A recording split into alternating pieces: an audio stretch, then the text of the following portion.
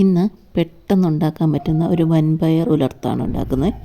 ഈ മഴക്കാലത്ത് രാത്രി കഞ്ഞിയുടെയൊക്കെ കൂടെ കൂട്ടാൻ പറ്റുന്ന ഒരു പയർ മെഴുക്ക് പുരട്ടി എങ്ങനെയാണ് ഉണ്ടാക്കുന്നത് നോക്കാം. അതിനു വേണ്ടി കുറച്ച് വൻപയർ കഴുകി കല്ലെല്ലാം മാറ്റി കുതിർത്ത് വെച്ചിരുന്നു. അത് വെള്ളം മാറ്റിയിട്ട് ഒരു കുക്കറിനകത്തോട്ടാക്കിയിട്ടുണ്ട്. ഇനി അതിലേക്ക് ഒരു സവോള അരിഞ്ഞ് ചേർക്കാം.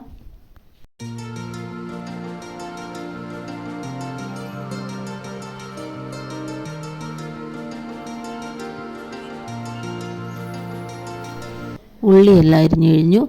ഇനി നമുക്ക് എരിവിന് ആവശ്യത്തിനുള്ള കുറച്ച് പച്ചമുളക് അരിഞ്ഞ് ചേർക്കാം.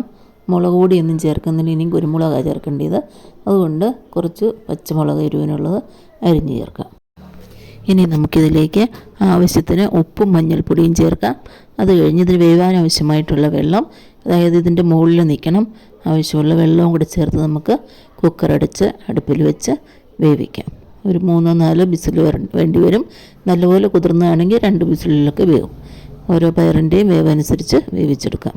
ഇതിപ്പോൾ 3 വിസിലടിച്ചപ്പോൾ നന്നായിട്ട് വെന്ത് കിട്ടിയിട്ടുണ്ട്. ഇനി നമുക്കിതെങ്ങനെയാണ് ഉലർത്തിയെടുക്കുന്നതെന്ന് നോക്കാം.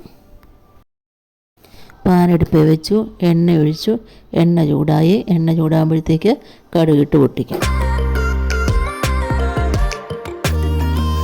കടുക് പൊട്ടി വരുമ്പോൾ നമുക്ക് ഒരു 1/2 ടീസ്പൂൺ ജീരകവും കൂടി ചേർത്ത് മൂപ്പിച്ചെടുക്കാം.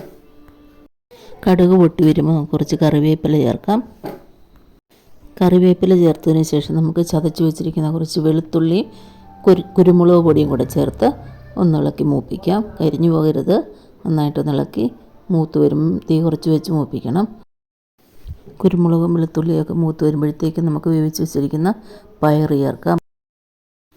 പയർ ചേർത്ത് നമുക്ക് നന്നായിട്ട് ഇളക്കാം. നമ്മൾ വഴറ്റി വെച്ചിരിക്കുന്ന മസാലയൊക്കെ പയറിലേക്ക് നന്നായിട്ട് പിടിക്കുന്ന പോലെ ഇളക്കി നന്നായിട്ട് ഡ്രൈ ആക്കി എടുക്കാം.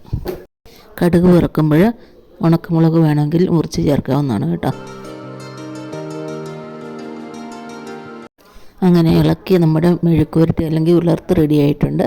ഈ റെസിപ്പി ഇഷ്ടമായെങ്കിൽ ലൈക്ക് ചെയ്യാനും ഷെയർ ചെയ്യാനും കമൻറ്റ് ചെയ്യാനും മറക്കരുത്. ആദ്യം കാണുന്നവരൊന്ന് സബ്സ്ക്രൈബ് ചെയ്തേക്കണേ. അപ്പോൾ എല്ലാവർക്കും ബായ്.